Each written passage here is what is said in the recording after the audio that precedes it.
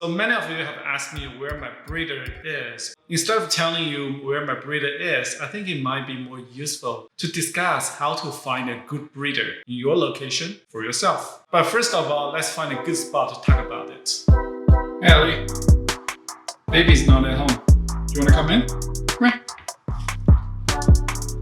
This way. Get it? Okay.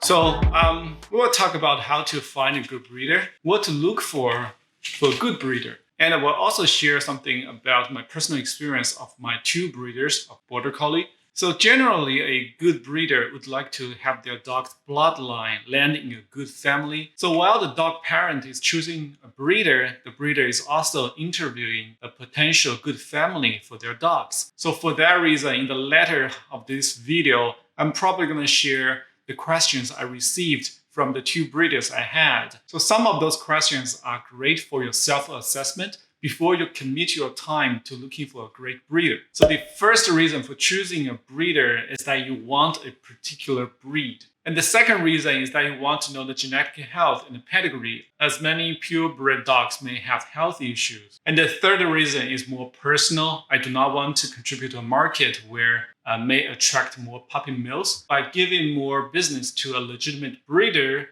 will take away the business from the puppy mills. So the first and the easiest thing to look for in a breeder is the registration, such as the Canadian Border Collie Association, in my case, or any organization in your local region. I know this is during COVID-19 period of time, but if you have the opportunity, please go and visit your breeder. It takes a lot of resources, money, space, knowledge to be a good breeder. Ideally, they should be also very willing to show you where the puppy's parents are. A good breeder tends to live with the puppies, so the puppies are socialized from a very young age, and they are accustomed to the human activities. Many breeders breed a dog because they have a natural passion for that breed. Once you visit a breeder, you can get a sense of whether the breeder is looking for profit or it's because they truly love the breed. It is also important to ask the breeder what their breeding practices are. So Border Collies should only breed between the age of 1.5 years old to 4 years old, and they usually retire after 4 to 5 liters. A responsible breeder should also provide you with the genetic test of the puppy, pedigree tree, registration of the puppy, the record of vet visit, and the vaccination. Normally, they have a list of things on their website if you can find one. Let's talk about the breeder experience with my puppies. Both puppies, mine's Ellie here. The other one we have not named yet, and we are about to pick up. Ellie's breeder, who lives on a farm, which is about 2.5 hours away from Toronto, asked us to meet at the farm before we could commit to putting down a deposit. The breeder had 4 daughters, and they are constantly socializing with the puppy. According to the daughters, Ellie, when she was really young, actually listened to piano every day when they practiced. Unfortunately, when the daughters grew older, they moved up to their universities and employment. My breeder stopped breeding. It's quite unfortunate because Ellie is such a sweet dog. I would definitely go back. So in the contract we signed with Ellie's breeder, Ellie has to go through obedience class. That is mandatory in a contract. For my second breeder, now I am communicating with. We unfortunately cannot go and meet her because this is COVID, but she has done a fantastic job transparently and constantly updating the Facebook group we are in, and her love for the breed of Border Collie is just unmatched. One thing interesting about my second breeder is that she does not publicly disclose how many and what puppies are available because she truly believes that many people are getting puppies during the COVID period of time is because they are lonely. She refused to put her puppy on a public website. As we are in the dog parents group, she is now actually heavily relying on internal referrals from the dog parents who have raised Border Collies and who know potential responsible parents. So that is our experience with our breeders, and I was very fortunate to be connected with both of them. So let's move on to talk about the questions I get asked. Ellie, let's go.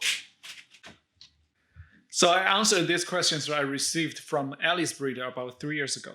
So it'd be interesting to see if these answers aged well over the 3 years. First question is about your name, age, address, phone number, email address. That's an easy score. Number 2, name, age, and relationship of the people who will be living with the dog. I'm still married happily with my wife. What has been changed is that we have a daughter. Number 3, does everyone in your household share the same interest and commitment in getting a puppy? Yes, at that time. Now I cannot confirm with my daughter, who is about 9 months old. Please detail your previous dog experience. So I've raised a German Shepherd and a Dalmatian, 2 purebred dogs in China, and I have over 5+ mixed breeds. So why are you interested in a Border Collie? I said we want a dog that suits our active lifestyle. More importantly, is smart and beautiful. That is all true, but it's a shame that I put beautiful as one of the more important things. Little did I know that they're all beautiful. If you have never had a Border Collie before, what kind of research have you done on the breed? I said, we have researched extensively for a few months about almost every aspect of a Border Collie. I sound a little bit desperate. Do you live in a house, semi-detached, townhouse, apartment, or condo? Do you rent or own? What type of neighborhood do you live in? Do you live on a busy road?